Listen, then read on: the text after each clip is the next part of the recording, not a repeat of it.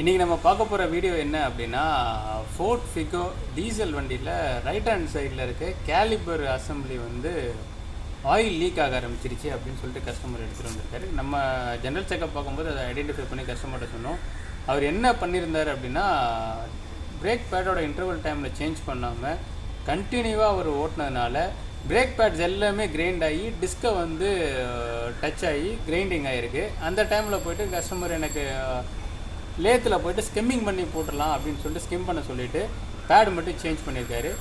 அந்த டைமில் என்ன ஆயிருக்கு அப்படின்னா, ஒரு குறிப்பிட்ட டிஸ்டன்ஸுக்கு அப்புறம் பேடோட கிளியரன்ஸ் தேஞ்சதுக்கு பிறகு நம்ம அந்த கேலிபரோட பிஸ்டன்ஸ் வந்து வெளியே போயிருக்கு. வெளியே போனதை வச்சு பார்க்கும்போது நம்ம இந்த வண்டியில் பார்த்தோம் அப்படின்னா தெரியுதா ஃப்ரெண்ட்ஸ், பிரேக் ஆயில் வந்து இதுதான் உங்களுக்கு நம்ம கேலிபர் சொல்லுவோம். இந்த கேலிபர் அசம்பிளியில் இந்த பிஸ்டனோட ட்ராவலிங்கோட டிஸ்டன்ஸ் வந்து இவ்வளோ தான். நம்ம பேட்ஸ் யூஸ் பண்ண என்ன ஆகுது அப்படின்னா, கிளியரன்ஸ் அதிகமாகி இந்த பிஸ்டன் வந்து இந்த கப்பு வந்து வெளியே வந்துடும். சீல் விட்டு வெளியே வந்துருச்சு அப்படின்னா நம்ம பிரேக் பெடல் வந்து ஃபெயிலியர் ஆகிடும். பிரேக் ஆயிலெல்லாம் இது மூலிமா வெளியே போயிடும். நம்ம இதுக்கு சேஞ்ச் பண்ண போகிறோம். சேஞ்ச் பண்ணதுக்கு பிறகு உங்களுக்கு இந்த வீடியோவில் என்னன்றது காட்டுறேன் ஃப்ரெண்ட்ஸ். இப்போ நம்ம இதை சேஞ்ச் பண்ணிட்டோம். ரோட்ரு வந்து புதுசு மாற்றிருக்கோம், பேட்ஸும் புதுசு மாற்றிருக்கோம். இந்த கிட்டு கிடைக்காதனால கஸ்டமர்கிட்ட நம்ம பழசு கொஞ்சம் ஏதாவது ட்ரை பண்ணி வாங்கி கொடுங்கன்னு சொல்லியிருந்தேன். கஸ்டமர் அதையும் நம்மளுக்கு இதை வாங்கி கொடுத்தாரு. நம்ம இது ஃபோட்டோவில் முன்னாடி பார்த்துருந்தது தான். இது டோட்டலாகவே போயிடுச்சு.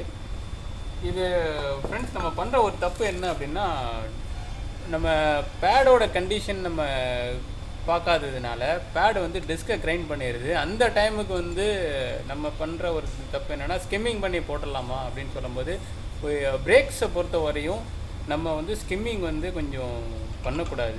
என்ன காரணம் அப்படின்னா, ஹைட்ராலிக் பிரேக்கை வந்து உங்களுக்கு பெடலை பொறுத்த வரையும் மேலேயே தான் வச்சுருக்கோம். இந்த ஹைட்ராலிக்கோட ஆயில் வந்து உங்களுக்கு பிரேக் பேடு தேய வந்து அது ஃபில்லிங் ஆகி உங்களுக்கு பெடல் குறையிறது, பேடோட திக் குறையிறத உங்களுக்கு அது காட்டாது. உங்களுக்கு இதுக்கு முன்னாடி ஒரு இண்டிகேஷன்ஸ் வரும், அது பேடோட இண்டிகேஷன்ஸ். அது கீச்சின்னு சத்தம் வரும்போது ஜஸ்ட்டு நம்ம வந்து பிரேக் ஆயிலோட லெவல் செக் பண்ணாலே டேங்க்கில் இருக்க ஆயில் வந்து கண்டிப்பாக கம்மியாக இருக்கும். அதுதான் நம்மளுக்கு ஃபஸ்ட்டு சிம்டம். இந்த வண்டியை பொறுத்தவரையும் கஸ்டமர்ஸ் வந்து, சார் எனக்கு பிரேக் வந்து எஃபெக்டிவாகவே இல்லை அப்படின்ட்டு வந்தார். நம்ம அவர்கிட்ட ஆல்ரெடி சொல்லியிருந்தோம், சார் இது ஸ்கிம்மிங் பண்ணியிருக்கீங்களா அப்படின்னு கேட்டிருந்தோம். ஆமாம் சார்னாரு. ஸ்கிம்மிங் பண்ணியும் உங்களுக்கு பேட்ச் வந்து புதுசு போட்டிருக்காரு, ஆனால் எஃபெக்ட்டு கிடையாது. பாருங்கள், ஸ்கிம்மிங் பண்ணி நல்லா இருக்குது, ஆனால் நல்ல கண்ணாடி மாதிரி ஷைனிங் ஆகிடுச்சு. அப்படின்னா நம்ம என்ன தான் புது பேடு போட்டாலும் பிரேக் எஃபெக்டிவாக இருக்காது. 80% வந்து ஃப்ரண்ட் வீல் பிரேக்கை நம்பி தான் வெஹிக்கிள் வந்து நிற்கிது ஃப்ரெண்ட்ஸ்.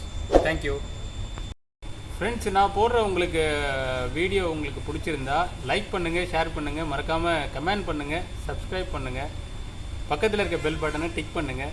தேங்க்யூ.